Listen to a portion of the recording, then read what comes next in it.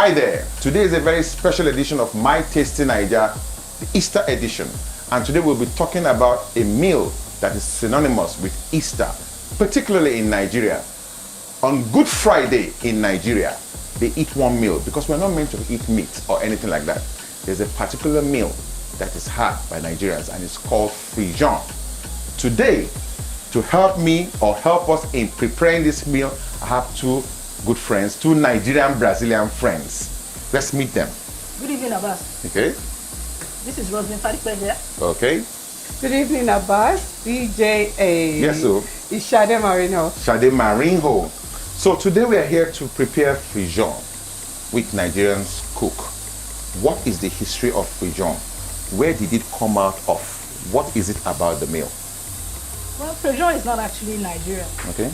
It originated from Brazil, Okay. from the area where we have the Afro-Brazilians, which is the province of Bahia, Bahia. specifically an area called Salvador. The frijon is actually a bean-based pudding. That Hot is pudding. beans as in Niger. Ewa. Ewa, yeah. Yes. So, Fola, we've talked about the origin of frijon. We know it's come from Brazil. How did it get to West Africa? Brazil was the last country to emancipate the slaves. Okay. Although it says the 1880s, but a number of them, their masters, because North America started first, Okay. to give their freedom. So some plantation owners in Brazil Okay. allowed their slaves to get their freedom. They had to buy their freedom. So it's called manumission. So Okay. they had some manumission papers. So that first set of manumitted slaves were returning back to West Africa. Okay. A number of them settled along the coast. Okay. But most of the slaves who returned were from Nigeria Okay. originally, or the region, because Nigeria hadn't been created at that time. At the time, yes, let me yeah. make that very clear. Yeah. Nigeria was only created in 1914. Okay. So this is the 1830s, 40s, 1850s. So they brought their own culinary with them. Just like how when we go to Nigeria, we bring our Over here, food yes, yes. to England. Yes. So they were coming back to Africa. They brought their Brazilian food along with them, and they also brought their tradition, Okay. because most of the slaves were had actually converted to Catholicism, because Brazil is Catholic. From Brazil, exactly, Yes, Catholic state. So they practiced a version of Catholicism called Santeria. Okay. So it's a mixture of our traditional Shango or Shun Traditional beliefs, yeah. beliefs mixed with Catholicism, because we also have various saints. Okay. We have Saint Augustine, Saint Anthony. So it was easy to superimpose our orishas into the Catholic tradition. Okay. It's quite similar. So they come back to West Africa, they come back to Nigeria. Most of them settled in Lagos. A lot of the foods, even our akara that we eat, is actually Brazilian as well. The full name is acarajé. I thought that I've always thought. You thought we took it Yeah, together. I always thought we took it over there though. Is that the case? No, they gave it to us. Ooh. Yeah. So before the returning slaves came, we didn't have akara. Not really. Wow. I'm So I'm there's learning an that for the infusion- first time. Yeah, there's an Okay. infusion of some of those cultures Into ours. into ours. Wow. Yeah.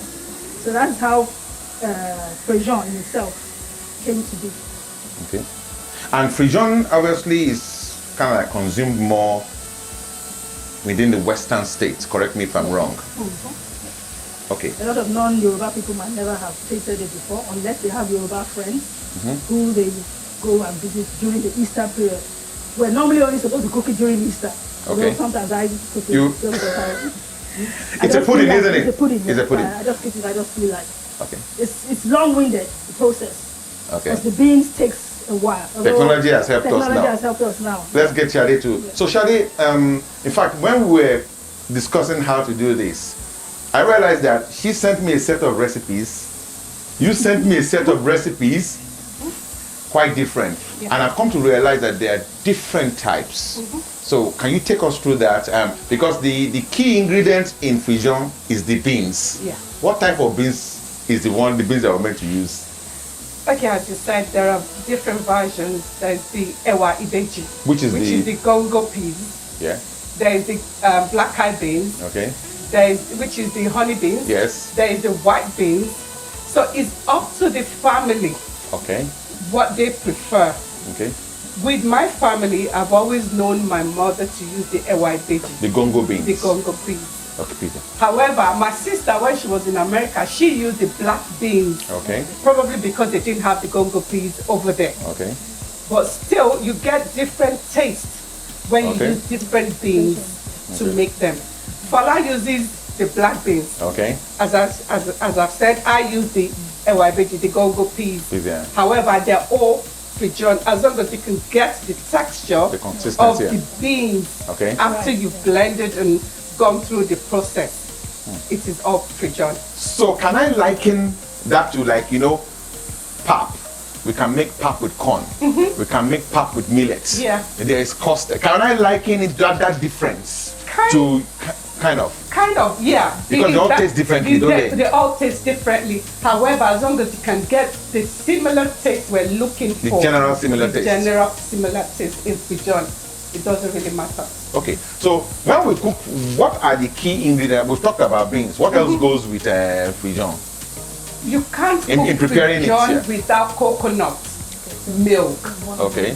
However, how you now get the coconut milk is the different versions that matters. Okay. Now, we have been privileged within England to have processed food. Okay. It's made life easier. Okay. In Nigeria, when I was younger, my parents, you had to grate Grate the coconut, to get the milk. blend the coconut for you to get the Cook the coconut milk. beans. Cook the beans. So you need the coconut milk, you need the beans, as we said, you need the you need nutmeg. Not everybody uses nutmeg. You need sugar. Okay. You need pinch of salt. Okay. You need now. There's one particular thing. It might not be familiar with everybody, and why we use this within my family and some other families is to prevent stomach ache, because this is sugary a lot. Okay. So we use cloves.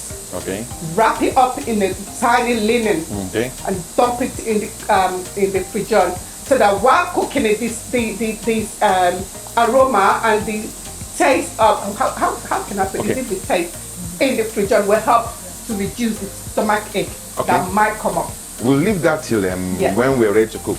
So the culture as well is like obviously we can't eat meat. Yes. So we'll have the frijoun, or we can have it with seafood. Yes. So is there any particular type of seafood that goes with it? Well, the main seafood meal is fish. Okay. Fried, cooked, stewed, whatever. The most important thing is whichever fish you use, it's not going to be fried. Okay. It must not be fried. No. It has to be cooked within the stew. Okay. So, fresh fish. I noticed that some people use mackerel, but in a lot of cases we tend to use tilapia, bream, or there's another one that I have. She suggested Grey mullet. green mullet. Those Fresh kind of fish. yeah. Fresh That fish costs too. Definitely. Awesome. So you're boiling it. Okay, so it has to be boiled, Yeah. stewed. It's Okay, awesome. I think we've had enough conversation about this. Let's now get into the making of it. Okay. The popular Nigerian Good Friday delicacy frijoun is typically had with fish. Remember, you can use any fish of your choice. We are using sea bream for this show. Clean your fish very well. You can cook it whole or cut your fish into parts. Season your fish very well and leave to marinate for at least 30 minutes. Now blend your peppers. We will be blending our red bell peppers with Scotch bonnet peppers, onions, plum tomatoes, garlic, and ginger. Remember to add enough water to your peppers before blending. Put your pot on the cooker and set the heat to medium. Add some sunflower oil to the pot and let it heat up. Add your blended peppers to the heated oil and let it cook for about 15 minutes. Then add your tomato puree to thicken the stew and enhance the flavor. Now add your fish to the stew and some salt to taste. Let it cook for another 15 minutes at medium heat. Your fish stew is now ready. To make frijon, remember you can use a variety of bean types. For this show, we are using gongo peas. You can buy this from your local African store. Wash your beans and place in a pressure cooker. Using a pressure cooker makes it cook much faster. Add enough water to the pressure cooker to cook your beans, about 2 times more water than the level of your beans quantity. Your beans should be cooked and soft enough between 40 minutes to 50 minutes cooking at medium to high heat. When the beans is ready, let it cool down a bit. After this, scoop some of the cooled down beans into a blender. Then add some warm water to it, about the same level as the portion of beans in the blender. Then start blending. Stop and add coconut milk next until you get your desired consistency. Feel free to keep adding more coconut milk and water until you get your desired smooth consistency. After blending, pour the blended beans mix into a pot. Then add some of the remaining coconut milk. Add sugar to the mix to suit your taste. Do taste the mix to know if you've added enough sugar. Then add a teaspoon of nutmeg. Place the pot on the cooker at low heat and continue to stir your frijon mix. Lastly, put some cloves in a small white linen cloth. Tie it up and then add to the frijon mix. Continue to stir for a few more minutes. Your frijon is now ready.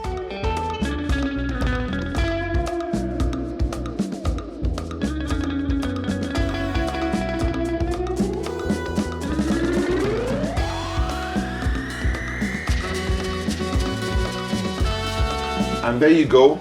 We have the frijon, of course, with the fish. Looks very nice. Well done, ladies. Thank you. Thank you. Well, I see you have a final item there. Yes, And what's so that? this is gari.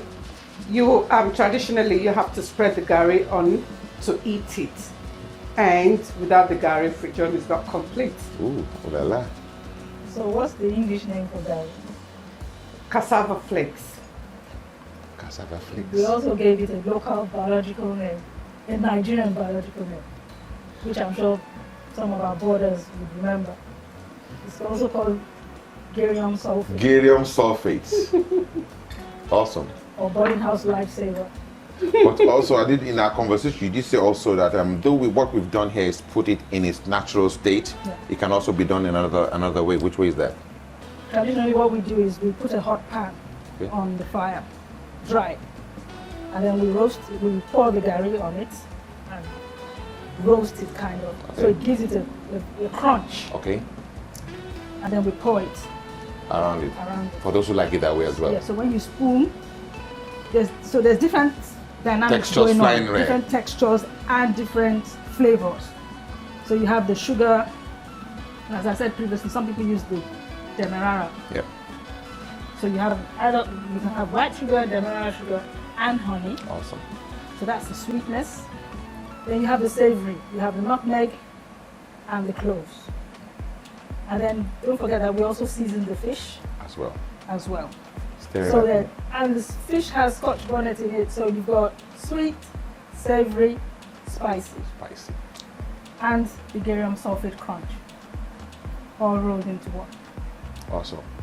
I'd like to thank you ladies for taking our time to come and show us how to make this very unique Easter Friday meal. You're welcome. I can't wait. I think we've had enough of the conversation. For those of you who would like to know how to make this, check in the description column. I have all the details of the recipes and how to make this. And thanks for joining us on my Tasty Niger Good Friday special. Ladies, let's talk it. After you. See you.